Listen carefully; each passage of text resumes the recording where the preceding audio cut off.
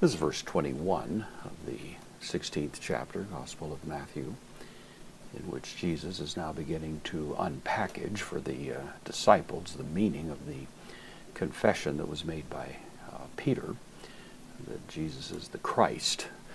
Of course, they had in their minds one idea of the Christ, the Messiah, and Jesus was beginning to explain to them that it was a very different Christ that would actually be the model for his own obedience, and this is what he begins to explain now. So, apo, this is preposition from, takes the genitive normally, but here it's taking the indeclinable adverb tota, from then, or from then on, is the idea. So, he is from that point on. In other words, this was a benchmark. The confession of Peter, the affirmation that he's the Christ, which is affirmed by Jesus, now marks the moment in which he begins to express what it means. So, erxato, from archomai, to begin. Archo, of course, means to rule.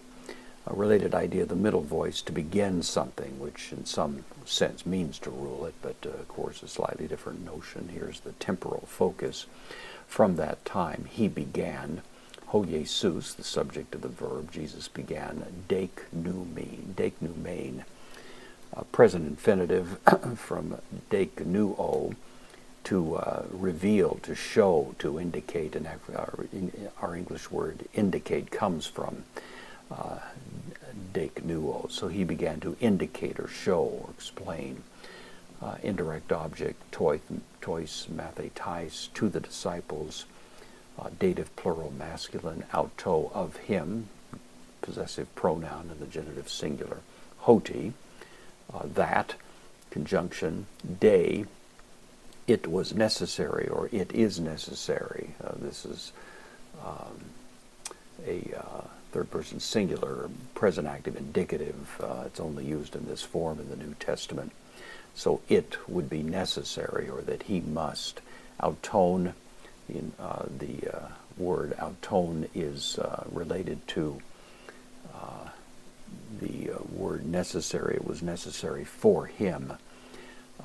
Ace, preposition, with the accusative Jerusaluma, into Jerusalem. Ap eilthein, to enter, from ap erchomai, to go away. So the idea here is the aorist infinitive. It was necessary for him into Jerusalem, to go away, or to go. Kai pola, many. This is the substantive use of the adjective for much or many. And so many things, pathein, to suffer. From pasco, I suffer. This is the aorist infinitive. It was necessary for him to suffer many things. Apo, again, now used as a true preposition. Here it was used, of course, with the adverb. But to suffer many things. From, tone, presbyteron, from the elders. Presbyteros means elders. Presbyterian, of course, is derived from that word. So suffer from the elders. Kai archiereon, from the high priests. Kai grammateon, from the scribes. The three classes which principally made up the body that was called the Sanhedrin, the ruling body there. The elders were the people recognized for their wisdom, their elderly age. The high priests were the sort of official rulers of the temple, part of the 24 divisions of priests that are identified in the Old Testament. The grammateon, the scribes, are considered the scholars, the teachers of the law, the entire group, essentially representing the ruling class of religious leaders in Jerusalem. Kai, connective, apoktantheni, and to be killed. Apoktano means I kill. This is the passive infinitive, so to be killed. Kai te, trite, and the third. Dative here of reference on the third, hemera, day, agritheni, to be raised up, from agero. This is the aorist infinitive, to be raised up.